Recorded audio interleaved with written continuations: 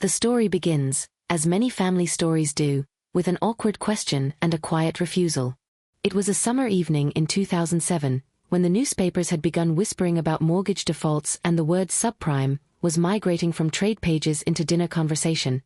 I sat at my parents' kitchen table and asked for what I had been taught to avoid asking for: money. It was the summer before my second year of college. My bank account was thin, scholarship renewals were delayed, tuition bills were arriving, and my semester stood a conference call or a late check away from derailment. What followed was small, careful, and exacting. My parents answered without drama but with stakes, a family ethic of independence translated into a ledger of conditions. They framed help as something to be measured and repaid, supplying money attached to expectations about work, schedules for repayment, and admonitions to learn to stand on your own. There were no raised voices, no cinematic collapses, only polite refusals, tentative offers, and the weight of pride embedded in rules. I left that kitchen both grateful that tuition was paid and diminished by an aid that protected the giver more than it enabled the receiver. The moral architecture of their help felt transactional, cloaked in the language of virtue. That private disquiet proved formative. If asking for help need not be a confession, what would a different practice of assistance look like? One that preserved dignity and made obligations visible and reversible. Over the subsequent years I began collecting a modest toolkit of practices, lists, templates, scripts, and a preference for specificity over implication. Humiliation and gratitude alike informed an ethic born from a tuition bill and a parent's ledger. The chronology matters. By 2011, when my child spent a summer interning with a housing nonprofit, the broader landscape had shifted. The effects of the 2008 financial crisis remained visible in stalled development projects, constrained city budgets, and a rising tide of displacement conversations in cities nationwide. My child returned not only with memories of tenant organizers and zoning meetings, but with the precise word that had been latent in my thinking: stipulation, and with a practical clause that would become a touchstone for our work. At the internship, they successfully advocated for a written clause about relocation assistance. If tenants are required to vacate due to redevelopment or renovation, the property owner and any associated development entity shall provide relocation assistance sufficient to cover reasonable moving expenses, temporary housing for up to 60 days, and a pro rata refund of prepaid rent. The assistance shall be paid directly to the tenant or to a designated escrow account upon written notice of displacement. That sentence, blunt and unadorned, did what my parents' ledger had tried in a less humane way: it made obligations visible and enforceable. Because it existed on paper with named limits and a timeline, it let someone point to a standard rather than fight over memory. A written stipulation preserves dignity by setting a shared reference, neither shaming giver nor receiver but holding both accountable. The internship also brought home a portable toolkit, templates for requesting receipts, short mediation scripts for tense conversations, a scholarship selection checklist requiring explicit rubrics and 2 non-family reviewers, and memoranda of understanding used in neighborhood volunteer projects. These tools smoothed transactions and turned my child into an inadvertent resource for friends raised amid unspoken promises and vague obligations. A concrete early example appeared in rental negotiations. In the tightening housing markets of the early 2010s, landlord-tenant power imbalances grew. My child negotiated a condition that required landlords to document any security deposit deductions within 30 days of move-out, itemizing repairs with photographs and receipts, and offering the tenant 14 days to dispute expenses before funds were applied. On paper the clause seemed small, in practice it shifted power. Landlords who had previously kept deposits for normal wear and tear had to think twice. Tenants who might otherwise have been intimidated into silence were handed a clear process: inspect, document, contest. The clause converted diffuse fear into a sequence of actions. It translated risk into protocol. At home, these practices began to look less like legalism and more like pedagogy.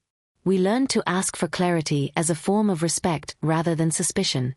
I told neighbors and students I mentored, when you ask someone to write down what they mean, you are not accusing them of lying. You are showing you intend to remember the gift as it was given. Taking the promise seriously became a touchstone. It acknowledged dignity in both giver and receiver and allowed relationships to continue after the moment had passed. There was friction. Formalizing an agreement can feel like distrust. My child, who carried the toolbox into social spaces, Sometimes heard that people took it personally when asked to formalize. People think you don't trust them. I had seen relatives read a request for clarity as ingratitude. That taught a lesson. Drafting terms requires pedagogy. You cannot hand someone a contract and expect grace. You must teach demeanor, the gentle preface that orients a request as curiosity, not accusation. We rehearsed scripts, begin with intent, explain why documentation exists, emphasize reciprocity. When we write this down, I learned to say, we are protecting the generosity so it can be replicated and future recipients are not left vulnerable. Those rhetorical adjustments often turned slamming doors into invitations to structured care. One of the first public experiments took shape in our church in 2013. Parishioners who had long favored private charity, quiet loans, funeral funds, envelopes slipped under doors, found that a written scholarship commitment encouraged participation not by guilt but by clarity. The church's scholarship fund was modest: bake sales, potluck contributions, and small donors. It did not transform higher education, but it made a tangible difference for students facing precarious moments. The terms, clear eligibility criteria, a transparent application process, and a simple agreement describing disbursement and reporting, made the fund functional and trustworthy. The scholarship emphasized reliability over largesse. A small, clear promise could be far more valuable than a large, vague one. We designed the rubric deliberately: eligibility defined in plain language, review by 2 non-family peers, required reporting in a paragraph explaining how funds were used and what measurable progress they enabled. The rubric stayed intentionally limited to avoid bureaucratic overreach. The goal was to help students remain enrolled, not to create an audit regime that discouraged applicants. $100 or $1,000 can be the difference between staying registered for a critical semester and dropping out. Modest sums directed strategically against tuition deadlines and enrollment periods allowed donors to see impact and recipients to plan without shame. Around the same time, a volunteer board began administering a neighborhood emergency fund. This fund institutionalized dignity by inviting applicants into governance instead of treating them as passive recipients. Applicants filled out a 1-page needs assessment and met with 2 board members and a rotating community representative. The committee asked, "What would success look like in 90 days?" and offered follow-up support, referrals to legal aid, job placement services, or practical plans for tuition repayment. These small, ritualized meetings functioned like scholarship committees but for immediate crises. A delayed loan check leaving a student short of tuition, a parent missing shifts and needing money to keep utilities on so a child could use the internet for coursework.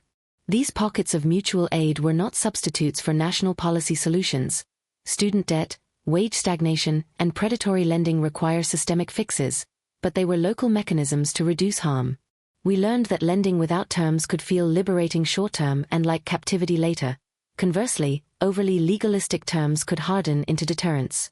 We built middle paths: loans capped at $1,000 per household for emergency housing or tuition support, an interest rate intentionally set below market at 3%, and repayment periods not to exceed 12 months unless extended by mutual agreement.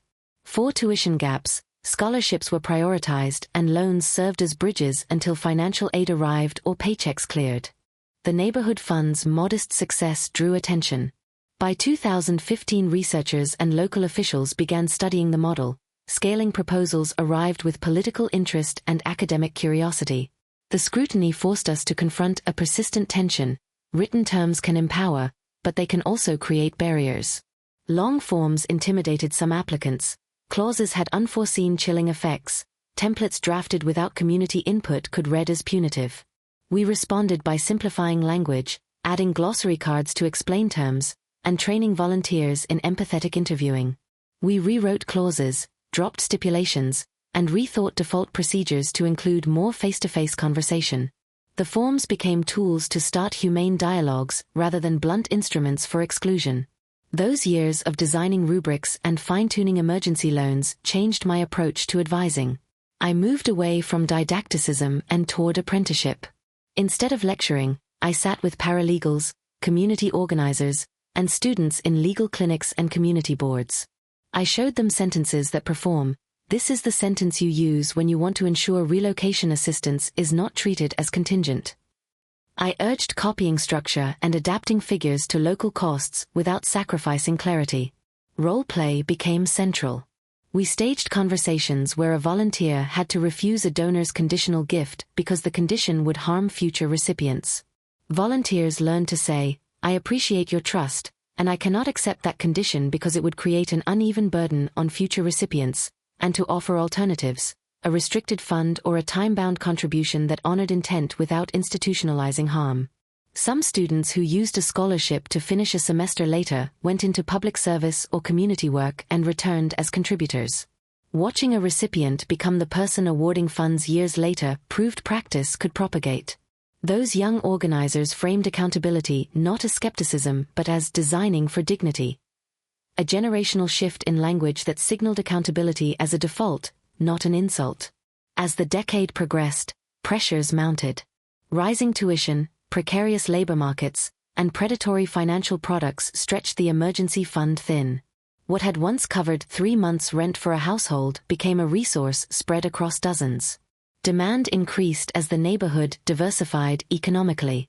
We responded with refinements, sliding-scale contributions, partnerships with legal aid clinics, outreach to connect students with financial aid counselors, and a practical checklist. Verify tuition disbursement deadlines, document communication with financial aid offices, gather proof of billing delays. That became a frontline tool to keep students enrolled. Formalization also revealed faults. Templates drafted in English disadvantaged non-native speakers. A repayment schedule that made sense for salaried workers was ruinous for seasonal laborers. We had clauses that discouraged donors and loan policies that assumed continuous monthly income. These mistakes felt like betrayals of intent. The remedy required listening, reopening conversations, soliciting input from those we had excluded, translating documents, and offering flexible repayment terms attuned to seasonal wages. At home, the choreography of formal care and familial love required constant recalibration. By the late 2010s, my parents were aging, and the dynamics shifted from tuition and independence toward caregiving and vulnerability. The children once told "be independent" became caregivers in small doses. My father, who treasured autonomy, accepted help with appointments. My mother, whose generosity had been uneven, began asking for companionship on afternoons when memory left her anxious. Those were tender, complicated moments. A checklist that steadied eviction negotiations felt misplaced when a trembling hand needed presence. There were evenings deliberately without paperwork. Still, the practices we cultivated yielded concrete benefits. We already had routines for documenting wishes and appointing advocates. Our advance directive and durable power of attorney were practical.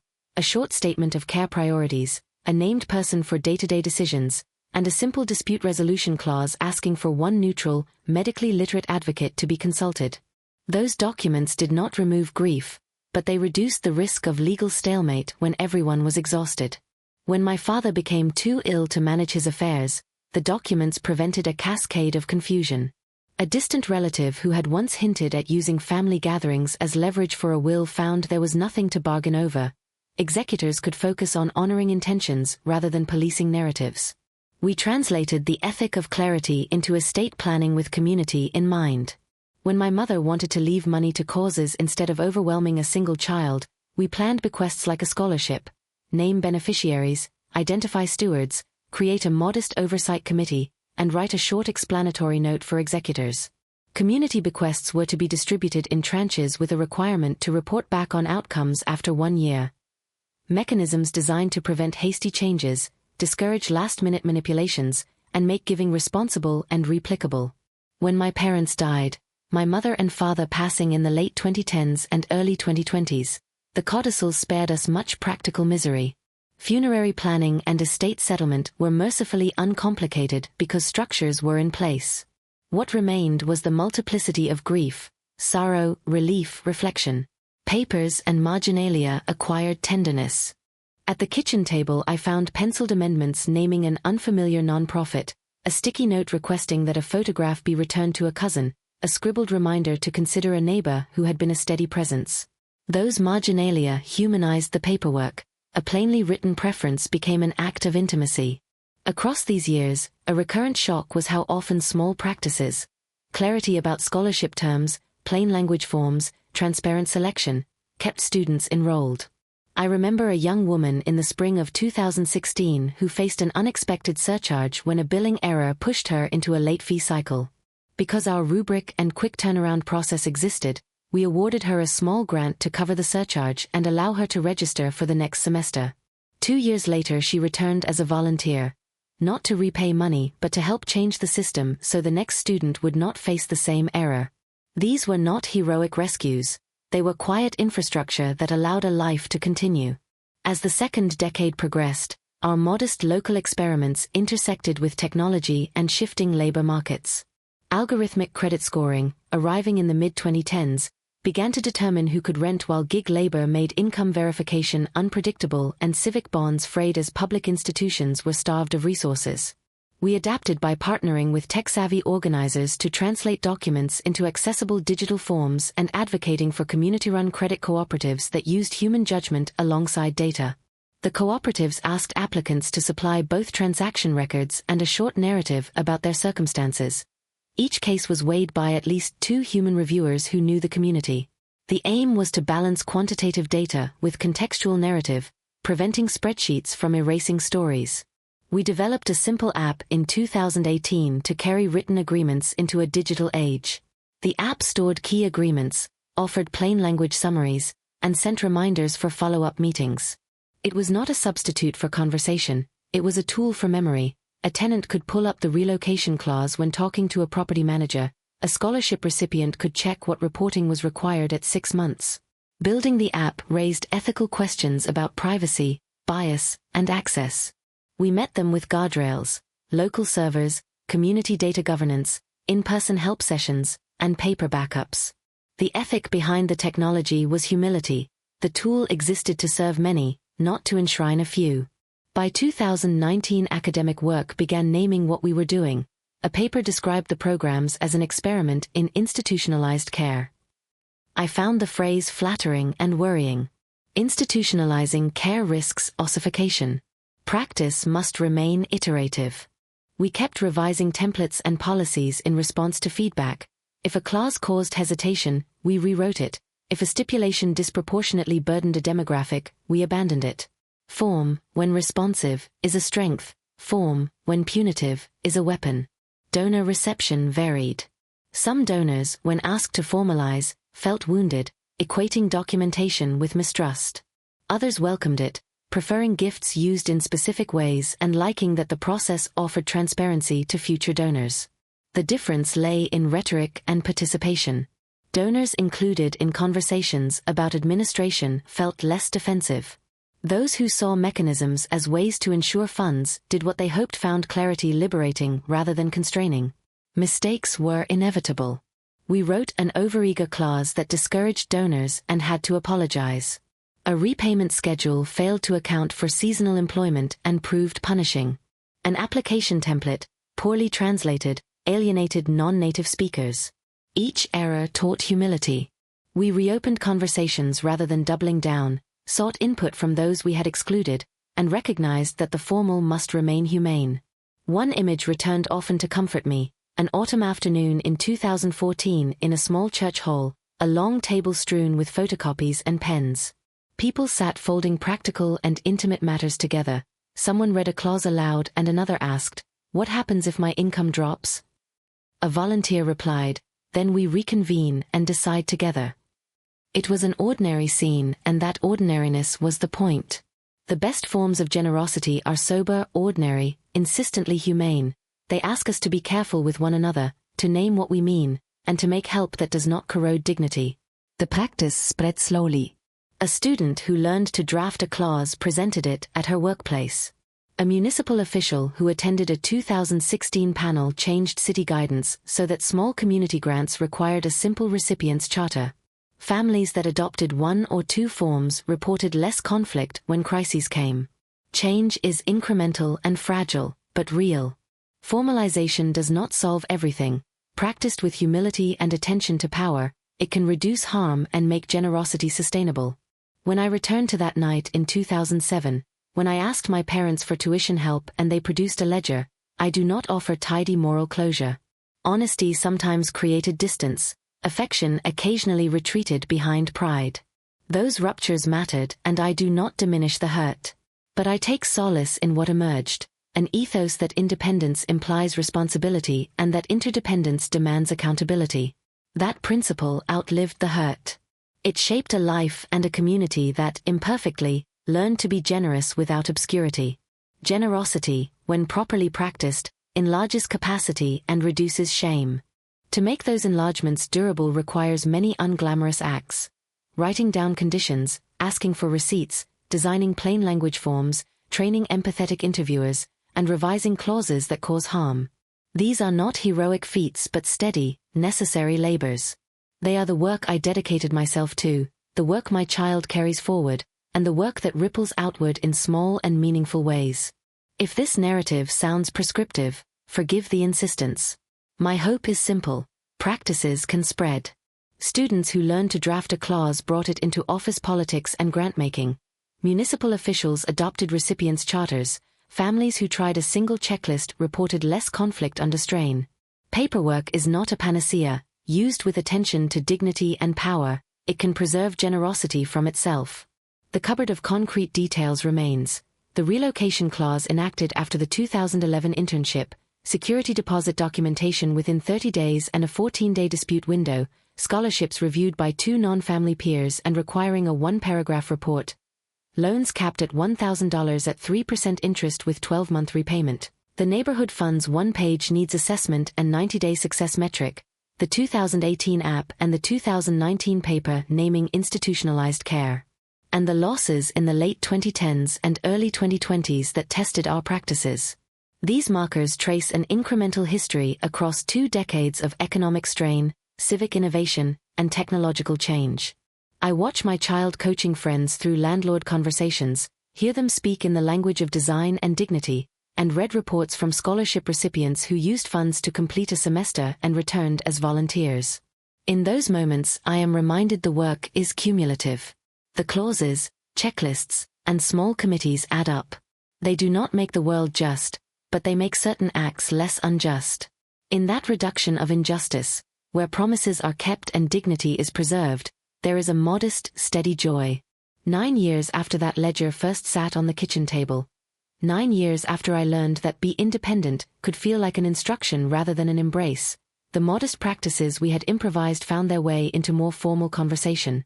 The year was 2016, the same year a billing error threatened a student's enrollment and the panel in which a municipal official quietly began to rework city guidance. Those were the moments when the private sentence my parents had offered, practical, brusque, and meant to prod, met a larger civic grammar. It was not an elegant convergence, it was a slow one, full of missteps and reproof, but it was real.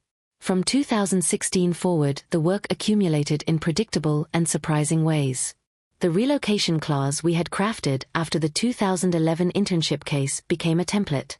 Landlords who agreed to include the clause did so grudgingly at first, but as tenants used the language to negotiate short, humane transitions, the clause's reputation shifted. Security deposit reconciliation within 30 days and a 14-day dispute window became a baseline suggestion in local tenant meetings.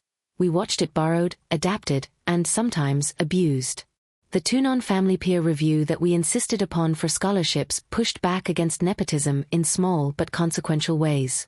Loans capped at $1,000, set at 3%, repayable in 12 months, prevented predatory cycles where small help became long-term obligation.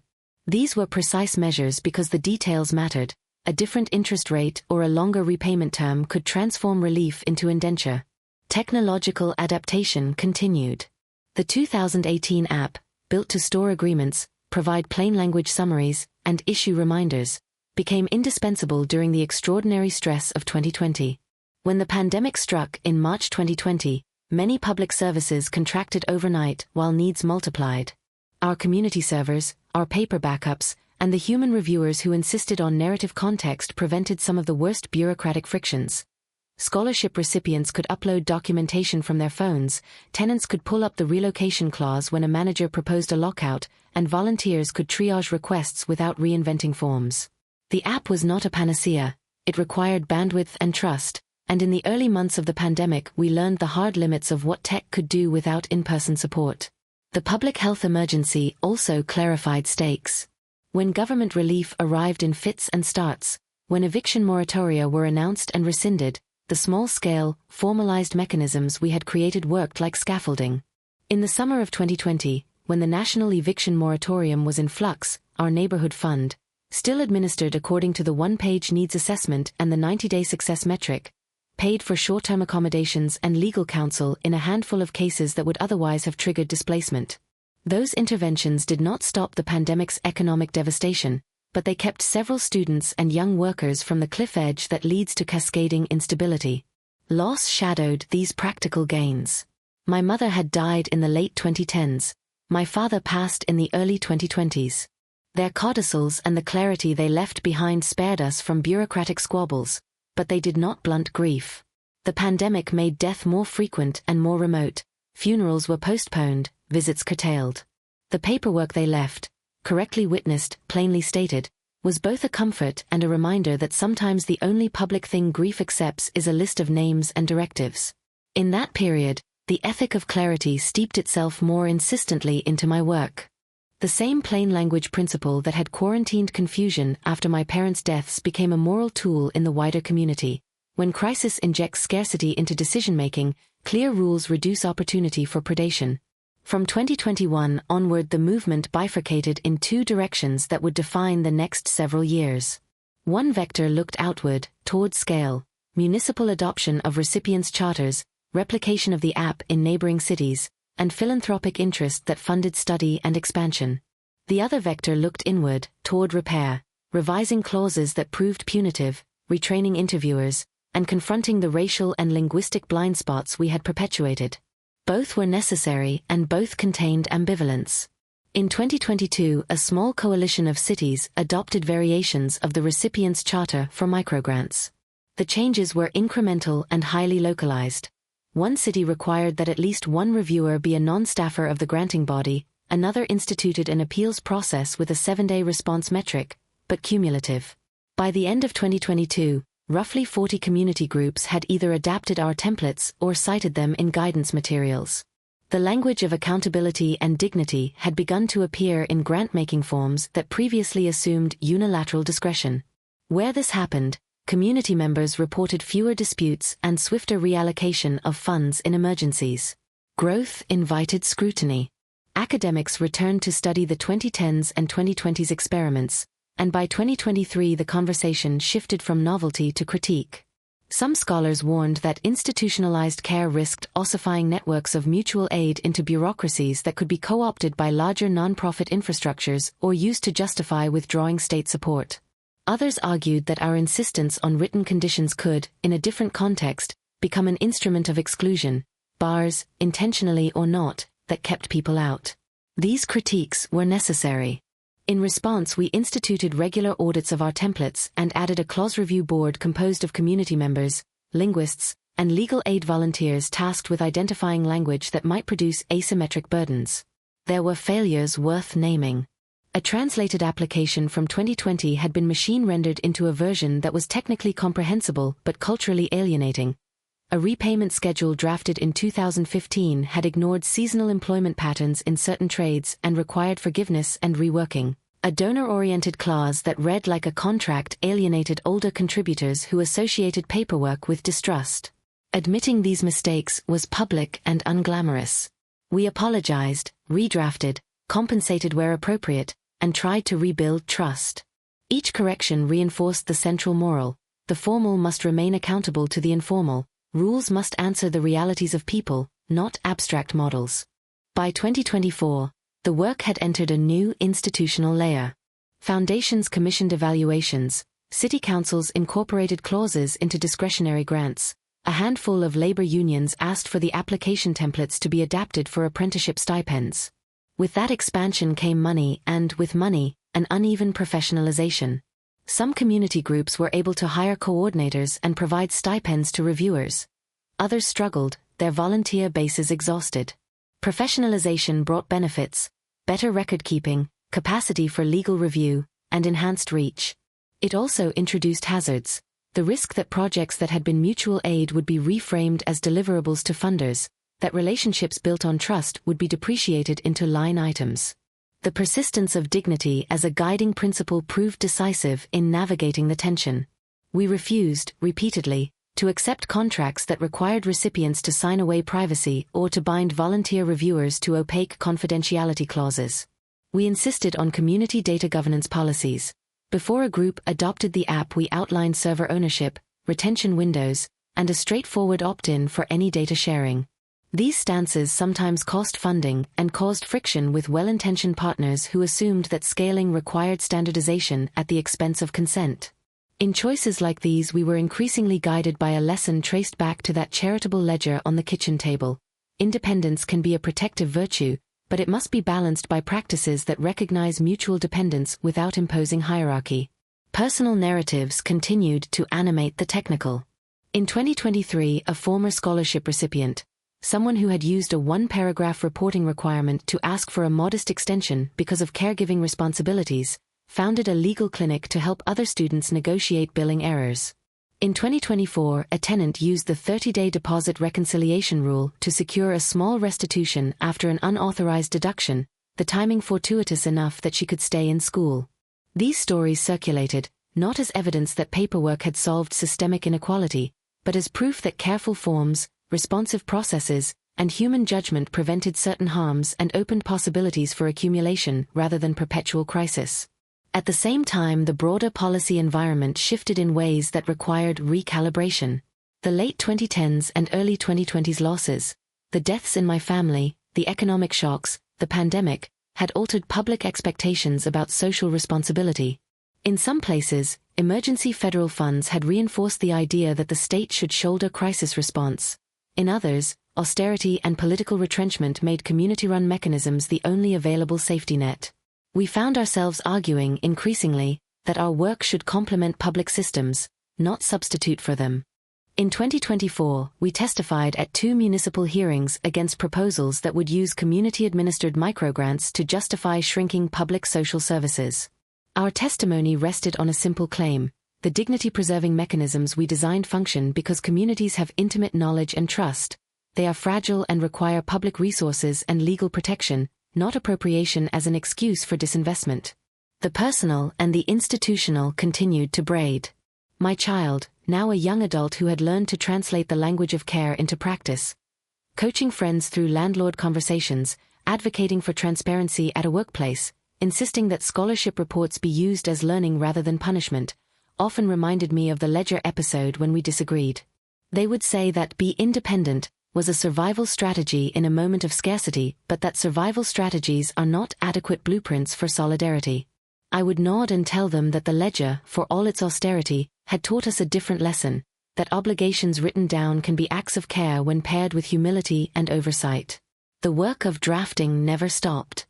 In 2025, we revised the scholarship review language to require at least one reviewer with lived experience similar to applicants.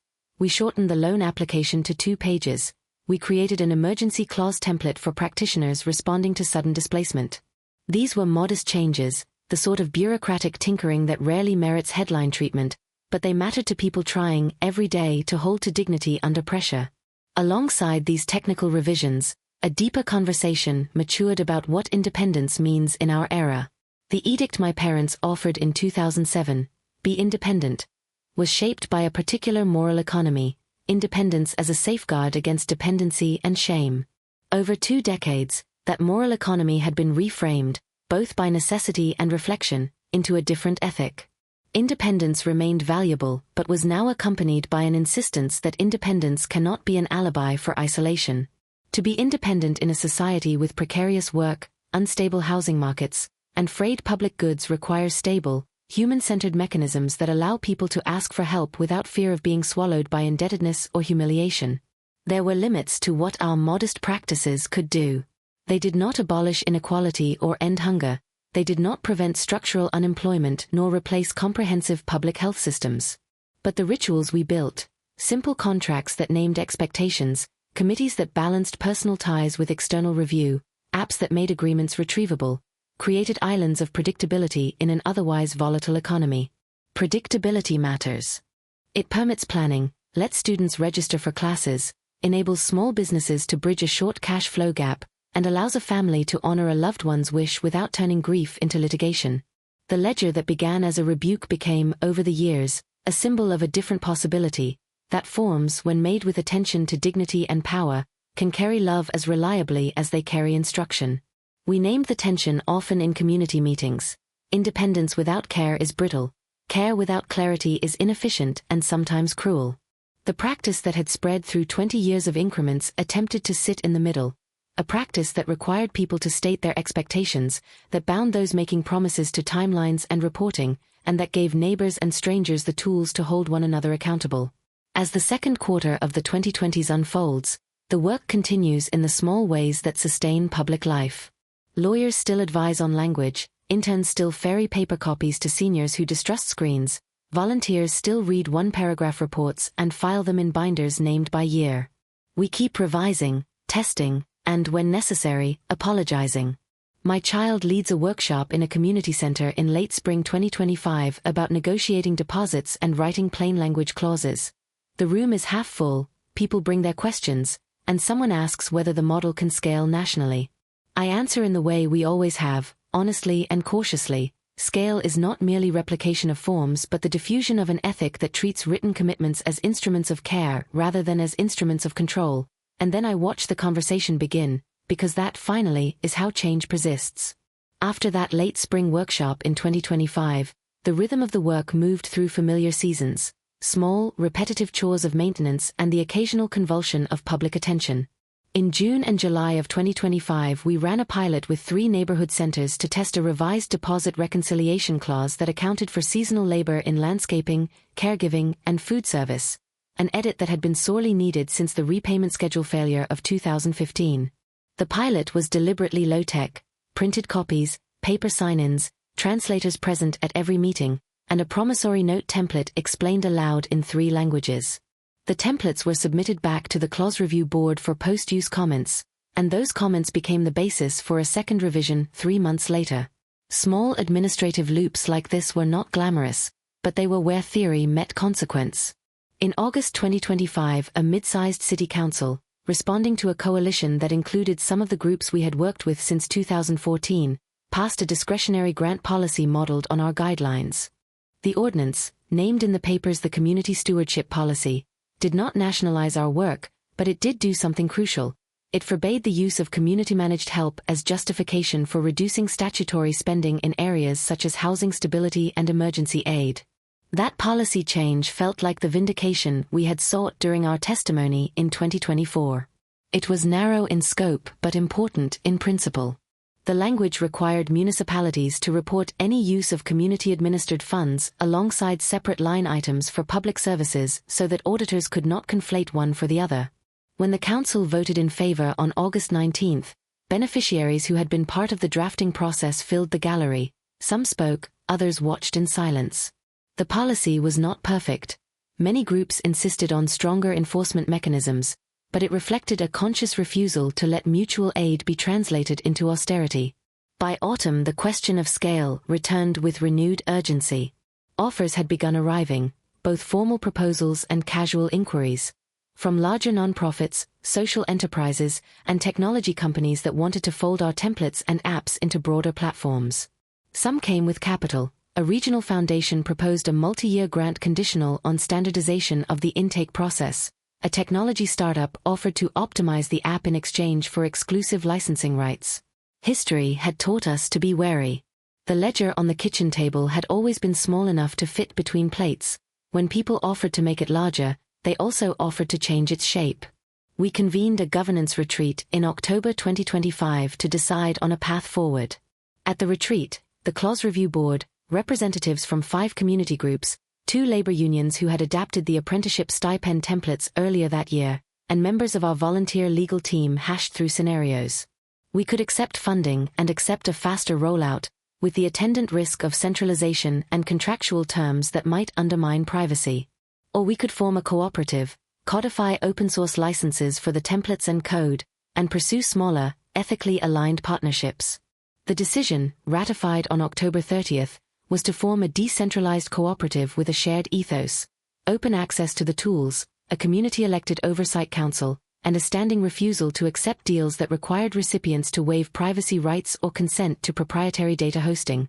Forming the cooperative forced us to wrestle with governance in real time. We drafted bylaws in late 2025 that established rotating leadership, mandated at least one seat for those with lived experience similar to typical applicants, a principle we had formalized in 2025 scholarship review language, and created a grievance process with timelines no longer than 30 days. We also secured a legal opinion on data, which recommended a default of community-owned servers, minimal retention windows, and explicit opt-ins for any third-party analytics. The opinion also warned that certain philanthropic contracts could create de facto dependencies if their reporting requirements absorbed volunteer labor. This advice shaped our grant-seeking strategy in 2026. We pursued funds that paid for paid coordinators and translators rather than funds that demanded programmatic outcomes reported in quarterly dashboards. The technology matured along a parallel track. The machine translation era of 2020 had taught us a lesson about technological complacency. By 2026, the app supported a hybrid approach. An offline-first functionality allowed workers with intermittent connectivity to record agreements on a local device and synchronize later. Human translators could register corrections that fed into a community glossary so that idioms and culturally specific phrasing were preserved. Where we once had relied on a single AI engine, by 2027 we had a small consortium of human translators, community linguists, and a privacy-preserving language model designed by a local university lab. The model was explicitly limited. It could suggest phrasing but could not, by design, create final templates without a human sign-off. That sign-off requirement often slowed deployment, but it maintained the ethos that forms our acts of care only when a person takes responsibility for their wording. Little by little, stories accrued to the corpus of practice in ways that influenced policy. In 2026, the legal clinic founded in 2023 by a former scholarship recipient expanded into a regional network, and in early 2027 it filed a precedent-setting complaint around an unauthorized deduction that referenced the 30-day deposit reconciliation rule. The complaint led to a mediated settlement in which the landlord agreed to publish a plain-language deduction policy and to return funds. That settlement did not change landlord-tenant law, but it created a widely cited template for municipal housing offices and prompted several tenant unions to adopt the reconciliation clause in their orientation materials. In late 2027, a statewide tenants association included the reconciliation rule in a training module that reached thousands of members. They credited the cooperative's insistence on accessible language and enforceable timelines. The work continued to expose fault lines we had not anticipated. As the cooperative's influence spread, critics accused us of sanitizing mutual aid into bureaucratic forms. In 2026, a social movement newsletter ran a blistering critique. Had we tamed reciprocity into paperwork? Had the ledger, once a living thing, become a device of control? The critique was necessary and uncomfortable. We responded by publishing a candid review in early 2027 that acknowledged trade-offs and identified practices meant to counter formalism. Always pairing forms with community conversations, building in oral report options for those who could not or did not want to write, and ensuring that the cooperative subsidized the labor of those doing the translation and outreach so that paperwork did not become an unpaid burden on already strained volunteers. By mid-2027, the cooperative's open-source corpus had been downloaded tens of thousands of times by a heterogeneous set of actors: neighborhood groups, worker centers, apprenticeship programs, and small municipal offices. The cooperative did not become monolithic.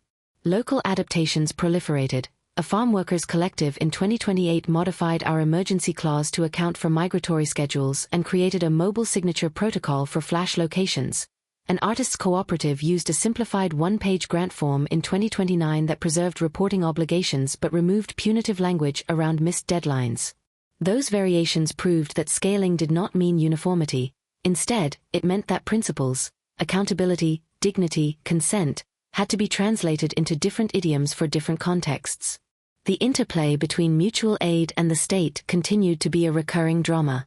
In 2028, a conservative municipal administration in a fiscally strained region proposed contracting community-administered microgrants to private intermediaries, arguing that such contracts would be more efficient than public programs. The cooperative joined a coalition that included public defenders, retired auditors, and tenant unions to oppose the proposal. We argued, as we had in 2024 and before, that outsourcing crisis response to intermediaries without legal accountability created perverse incentives. Intermediaries might ration aid or prioritize measurable outputs over human dignity. The coalition's testimony, accompanied by empirical evidence from cooperative audits showing where strict donor-driven paperwork had created barriers, influenced the Council to adopt an oversight amendment in September 2028. The language required independent audits and mandated participatory evaluation by affected communities. Meanwhile, the personal threads of the story tightened. My child, whose early adulthood had been shaped by learning to translate care into process, took on a formal role in 2028 as a regional coordinator for the cooperative. They managed a small team that focused on apprenticeship stipends and deposit reconciliation in college towns. Their leadership style echoed lessons from the ledger: insistence on plain language, insistence on lived experience representation on panels, and uncanny patience with meetings that lasted too long. Watching them in a meeting in February 2029, explaining to a group of skeptical older volunteers why a one-paragraph extension could be a humane practice rather than a loophole, reminded me that the ledger's lessons had passed down not as dogma but as living habituation. There were also losses that the paperwork could not prevent. Some volunteer bases eroded under the twin pressures of burnout and political retrenchment. In late 2027, two community groups we had relied on for translation services shut down their offices when local budget cuts eliminated a tiny municipal grant. The cooperative responded by creating a resilience fund in early 2028. Small stipends reserved for groups that served as linguistic hubs, funded by modest philanthropy and sliding scale fees from organizations with larger budgets. The fund was a fragile patch, not a solution to structural disinvestment, but it helped keep crucial capacities alive. As the decade moved into the late 2020s, new policy conversations emerged around data. In 2029, a national privacy regulator issued non-binding guidance that mirrored several of our practices: minimal retention, community data ownership, and opt-in consent for sharing. The guidance did not invent our principles, it validated them. It also set a new landscape in which municipalities and foundations began to require demonstrable data governance practices as a condition for partnership. That shift forced many groups to professionalize their record-keeping. For some, professionalization meant better capacity. For others, it introduced a new hierarchy between those with access to technical resources and those without. The cooperative tried to bridge this by producing low-cost server configurations, running capacity-building workshops, and creating a human oversight certification that emphasized cultural competence as much as technical skill. By 2030, the ledger had evolved into something neither my parents could have imagined in 2007 nor I had expected when we first began writing expectations on a kitchen table. There were now multiple entry points into the practice: simple one-paragraph forms for neighbors, two-page applications for modest loans, a comprehensive emergency clause template used by organizations responding to displacement, training modules for apprenticeships, and, increasingly, an accepted urban policy vocabulary that recognized community-managed funds as complementary to public services, not substitutes.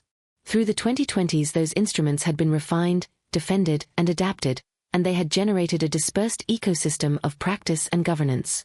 Even with these advances, the central question persisted: what does independence mean in a society where risk is ubiquitous and public goods are contested?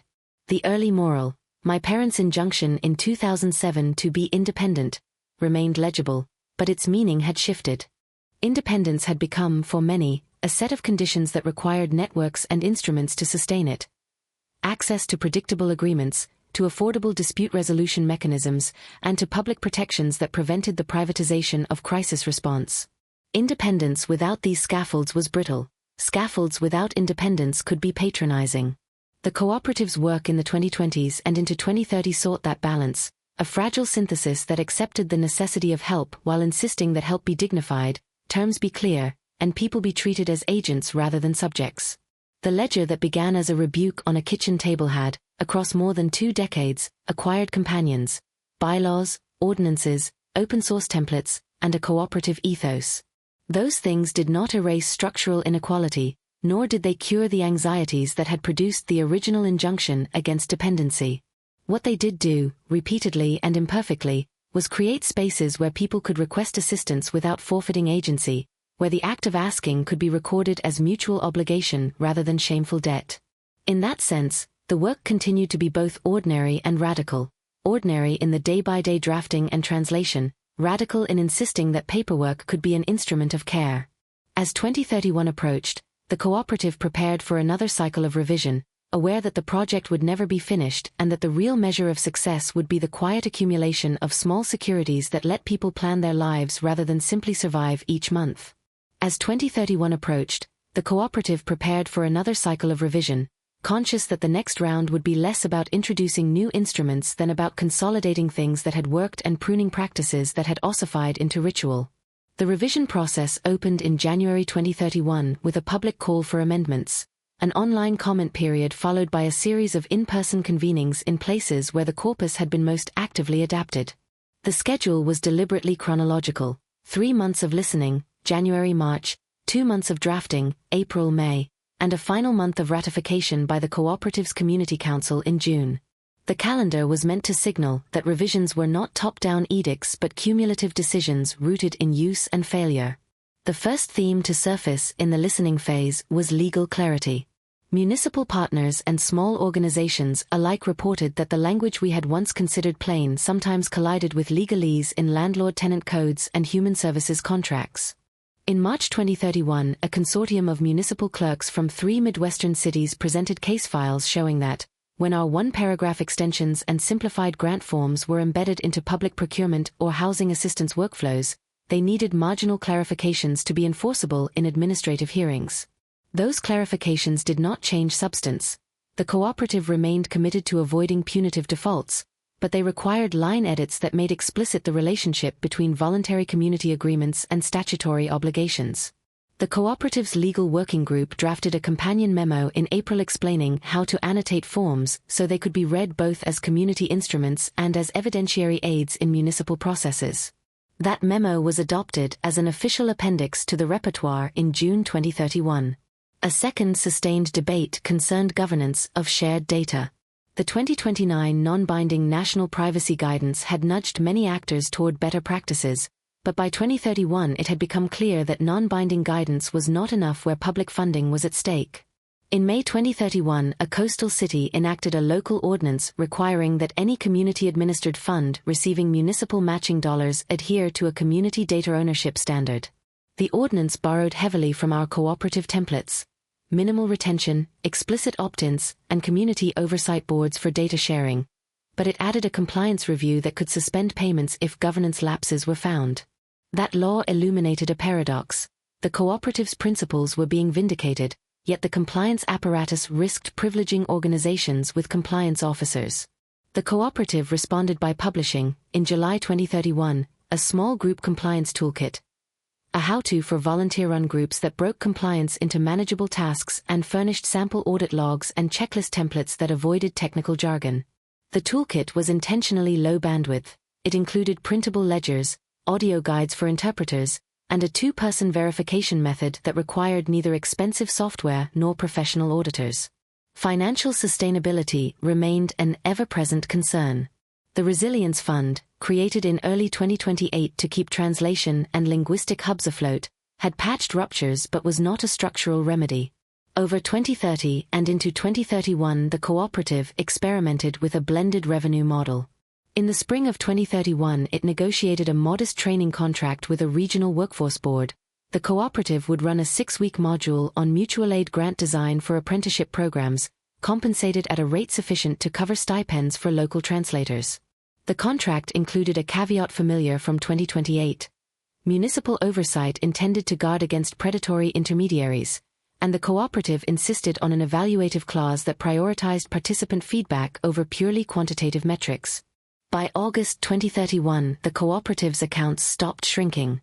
The blended model, small public contracts, sliding scale fees for larger nonprofit partners, and targeted philanthropic support for the Resilience Fund, was not a cure for broader austerity, but it allowed the cooperative to pay community translators and to offer childcare stipends for volunteers participating in trainings. The personal threads continued to intersect with institutional developments. My child, who had become regional coordinator in 2028, took on a national role in October 2031 as the cooperative's director of practice. The promotion was not an arc of upward mobility in the usual nonprofit sense. it recognized the concrete skills they had developed over 3 years of on-the-ground troubleshooting, interpreting rural migratory schedules for farm worker stipends, negotiating with landlords over deposit reconciliation, and mediating the intense debates that critics raised about formalizing reciprocity. When they assumed the national portfolio, we celebrated quietly, watching them steward a contentious policy session in November 2031, where older volunteers feared the cooperative was moving too far into contractualism, reminded me that the ledger's lessons continued to be embodied in the work of patient translation rather than in doctrinal pronouncements. Criticism remained a vital corrective. The 2026 critique that accused the cooperative of sanitizing mutual aid into bureaucratic forms had not been brushed aside. Rather, it had evolved into a series of relay critiques that emerged at different moments between 2027 and 2031. In 2030, a radical mutual aid network published a manifesto arguing that any attempt to make reciprocity legible to institutions risked recuperation by the state and markets. In response, the cooperative convened a boundary workshop in February 2031 with movement participants, legal scholars, and community organizers to map out what they called affordances and constraints. The workshop produced several practical innovations: a set of escape valves in forms that allowed for temporary anonymity, protocols for oral testimony recorded by trusted community scribes, and a decommodified steward clause that prohibited the sale of cooperative templates to for-profit intermediaries. These innovations were not ironclad protections, but they were tested in living practice in communities that relied on informal mutual aid even as they sought access to municipal benefits. Legal education deepened as well. The 2027 precedent-setting complaint had been a turning point. Settlements and templates had ripple effects, and by 2031 a handful of legal clinics modeled after the 2023 clinic were offering community lawyering apprenticeships that centered the ledger's practice. In April 2031, one such clinic succeeded in getting a city housing board to adopt the reconciliation clause as a recommended practice in guidance to landlords.